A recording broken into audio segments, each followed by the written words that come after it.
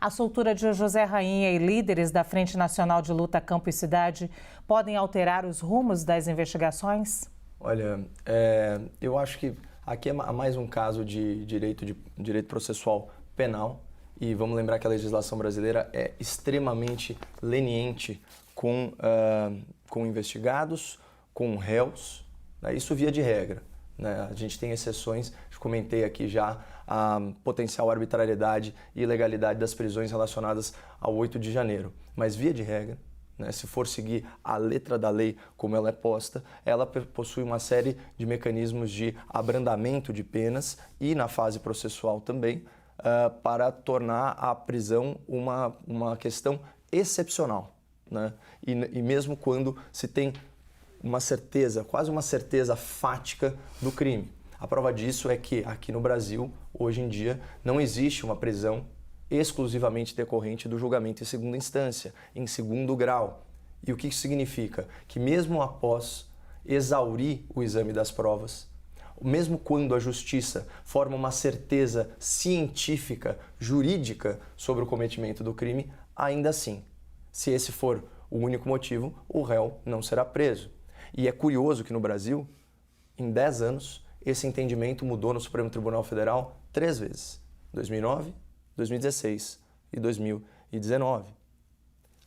É no mínimo curioso, parece casuísta, até porque essas são questões, né, que não são sujeitas aí aos ventos. Isso faz parte da convicção do magistrado, do aplicador do direito, do jurista, sobre qual o papel da punição no Estado de Direito. Mas enfim, a reforma agrária é uma luta muito justa. Inclusive, ela é encampada pela Constituição brasileira, né? Nós somos muito favoráveis ao bom uso da terra, né? E a gente vive num país riquíssimo, que teria condições aí plenas, né, de atender às necessidades de todas as famílias brasileiras. Mas o ponto é o seguinte: parece que essa justa luta muitas vezes é usada como fachada para instrumentalização política de massas que são ludibriadas e que são exploradas. E esses casos de extorsão,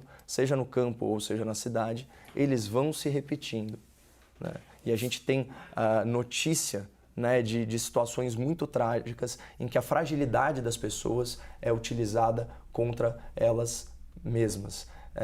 Eu não conheço os detalhes do processo, por isso eu não vou me manifestar a respeito do processo no caso, mas eu só lamento caso haja provas, né, cabais de que houve esse tipo de prática, que uma pessoa desse naipe esteja solta na sociedade, porque ela deveria sim ser afastada do convívio social.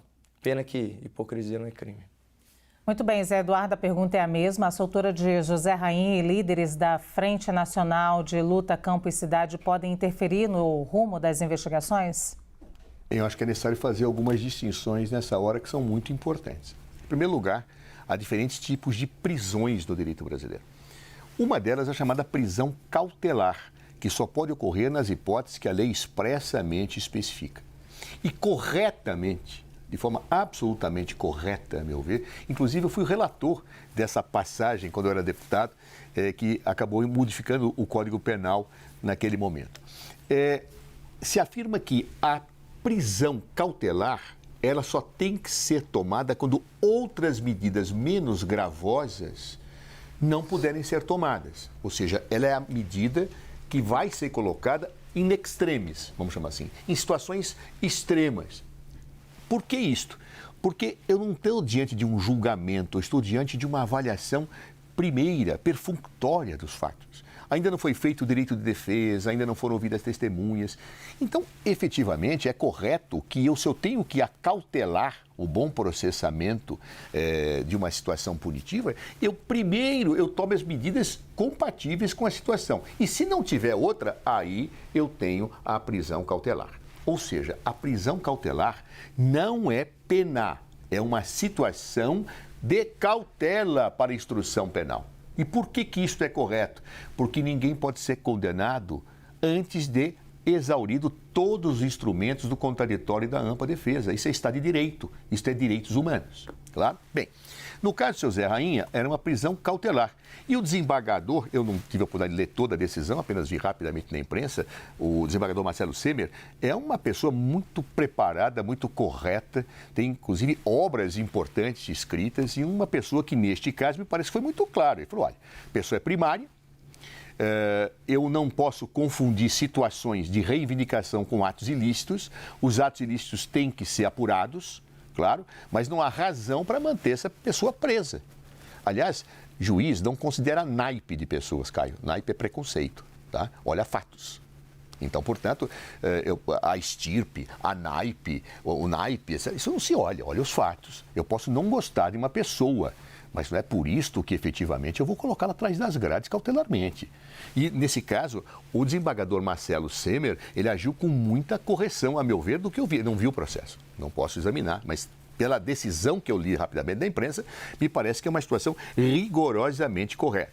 Mas não confundir prisão cautelar com condenação, que tem na primeira instância, segunda instância, e pode haver recursos especiais para o STJ ou recursos extraordinários para o STF.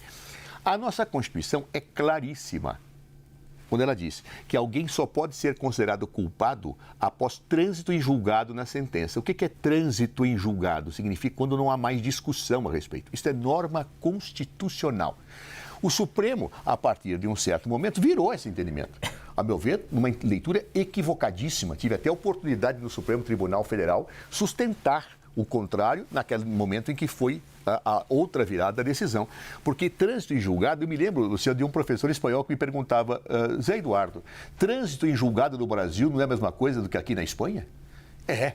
Então, como é que eu vou interpretar que se a pessoa só pode ser considerada depois do trânsito em julgado, ela pode ir para as grades antes? Não tem cabimento. Quer discutir isso? Muda a Constituição. Até mudar a Constituição não pode. Trânsito em julgado é necessário para que a pessoa seja considerada culpada. Ah, mas eu vou deixar uma pessoa delinquindo? Não, aí tem a prisão cautelar.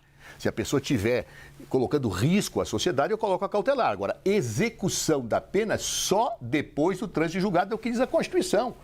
E o juiz está distrito a ela. Acho que errou o Supremo quando virou, mas depois retomou o bom caminho. Então, em síntese, a decisão do Rainha me pareceu, pelo que li, claro, não vi o processo, acertada, um juiz competente a tomou, e eu não posso dizer que pessoas dessa estirpe ou desse naipe estão soltas aí, como se eu governasse o direito penal por pessoas que eu simpatizo ideologicamente ou que eu não simpatizo.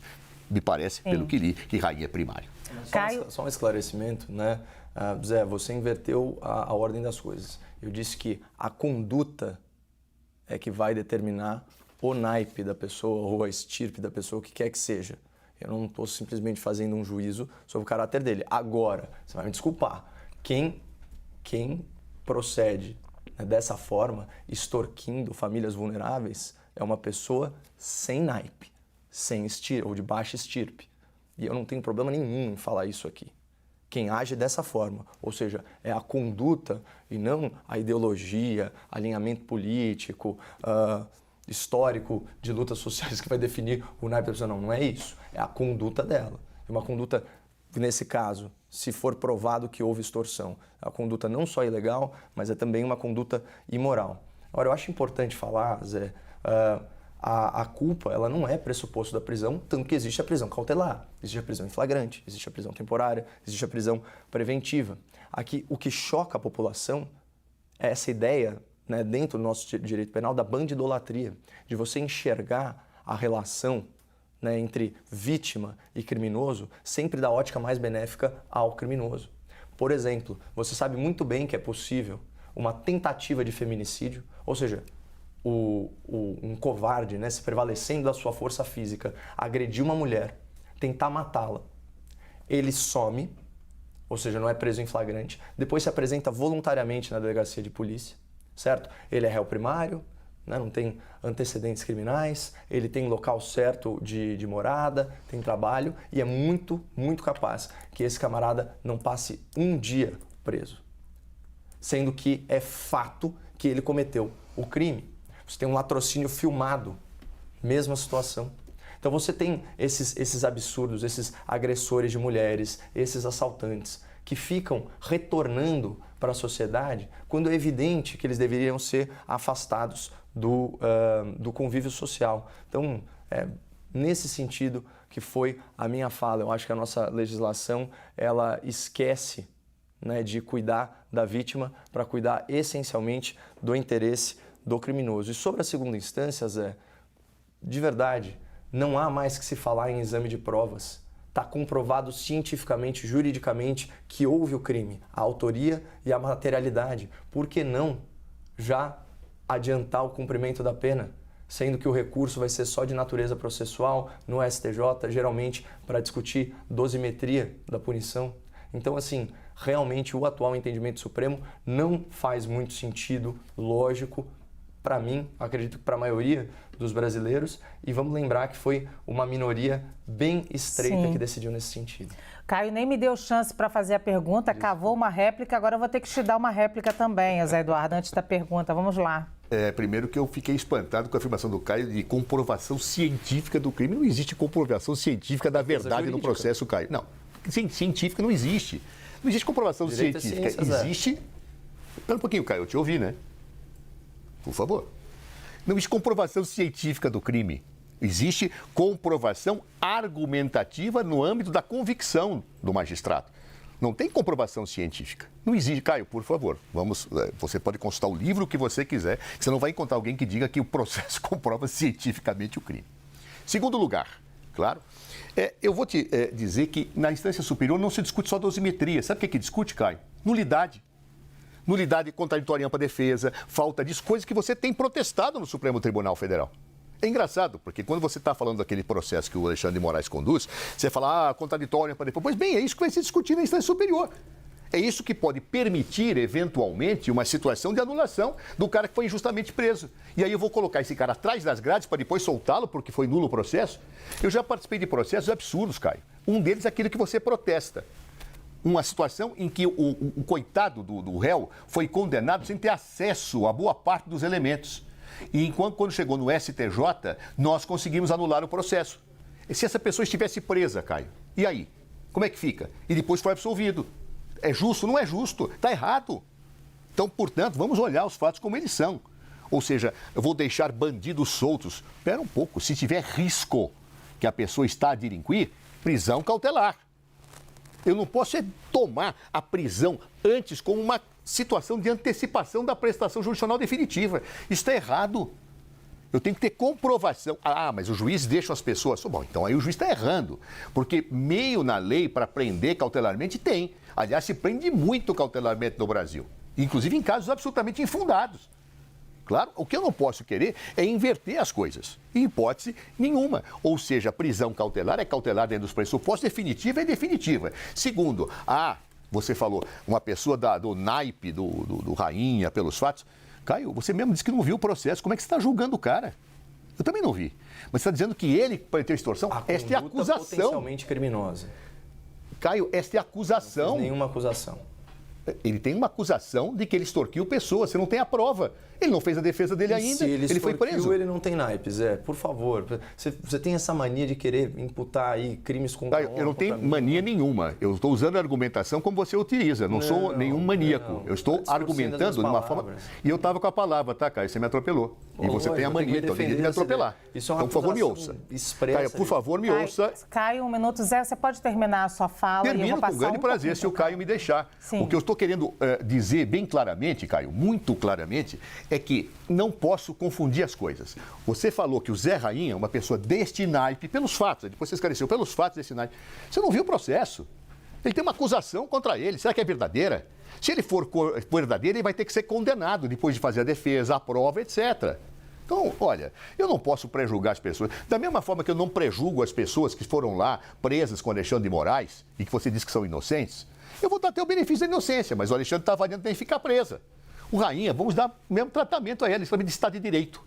Claro, eu não posso falar de naipe de Rainha antes da decisão que vai ser proferida contra ele e depois ele fazer o direito de defesa. É assim que se age no Estado de Direito. Ô, Caio, você já teve a sua réplica, eu vou te dar 20 segundos para você falar. Não vou sair da tela porque eu preciso seguir com uma nova pergunta, então vai lá. Não, é muito simples, eu falei em abstrato. Quem age extorquindo não tem estirpe. Quem age extorquindo não tem naipe.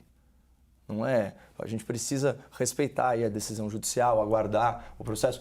O preâmbulo da minha fala foi no sentido de que eu não vi o processo, mas é uma afirmação em abstrato. Qualquer pessoa que age dessa forma, se ele agiu dessa forma, aí ele vai se encaixar nessa definição com base na conduta dele. É simples. Não é uma coisa feita como um pré-julgamento e tal. Eu sou muito cuidadoso com as minhas palavras, menos quando elas são distorcidas por outras pessoas. Eu falei que não ia sair da tela, mas estou desmoralizada aqui entre vocês.